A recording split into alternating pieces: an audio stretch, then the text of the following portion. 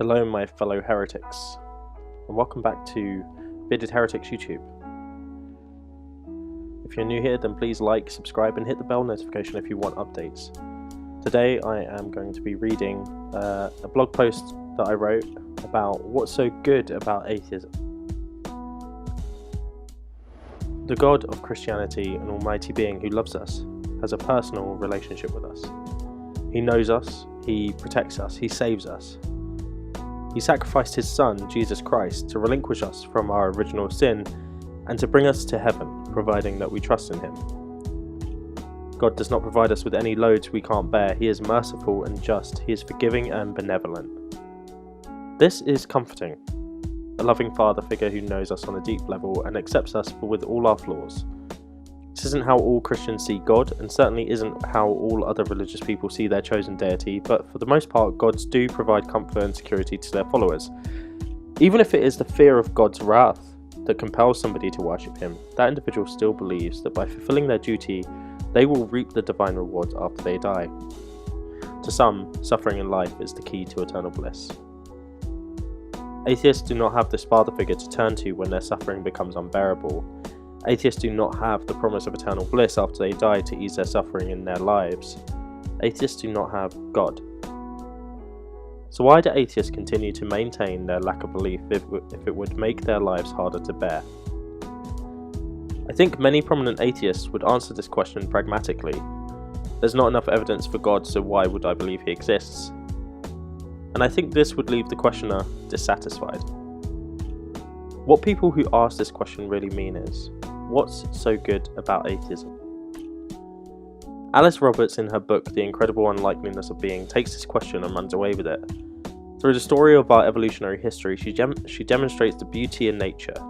For an atheist, the very way in which the universe works is an incredible mystery that needs to be unravelled.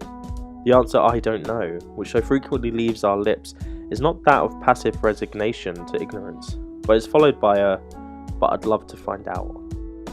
Atheists can appreciate the beauty and complexity of life without appealing to an all-powerful creator to have designed it. By seeing the systems as a result of natural processes, it becomes a humbling experience to observe nature because you understand the incredible unlikeliness of it all. The chances of us actually being here are so infinitesimally small that you begin to realize how your life should not be taken for granted. It is something incredibly valuable. Each other person in the world becomes valuable too, because if your life is valuable because you have such a small chance of existing, then everyone else's life is equally valuable. You become aware that losing your life is the end. You will never exist again. Your thoughts, memories and experiences will disappear with you. Initially, this can cause quite a severe death anxiety, as it did for me, but eventually this transforms into an awareness that the time we have is incredibly precious, and that we need to use our life to its fullest. However, the sentiment does not mean do whatever you want as much as you want. This does not lead to a fulfilling life. We are social animals dominated by psychosocial reward systems. Therefore, what we find most rewarding is being a productive member of a group, being important.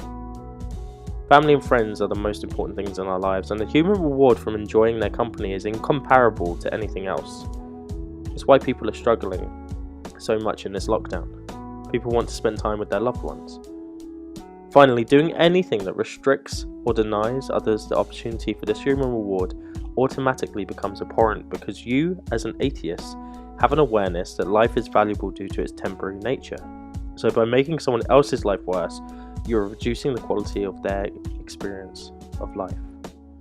This is a motivator to fight for social justice causes, help others in need and be kind. It is what is motivating my desire to spread a more hopeful and kind message of atheism. Because all of this makes the world such a beautiful, exciting and vibrant place to exist in, and every person is valuable and intriguing. It makes me curious. It helps me prioritize my experiences. Do I want to work a lot and earn lots of money, or engage fully in the relationships I have? It makes me value other people, even if I disagree with them. It makes me forgiving and empathetic. It makes me want to make an impact before I die. Atheism is characterized as simply a disbelief in God, yet this perspective can be as rich, as beautiful, as fulfilling, and as comforting as any religious outlook. And that's what's so good about atheism.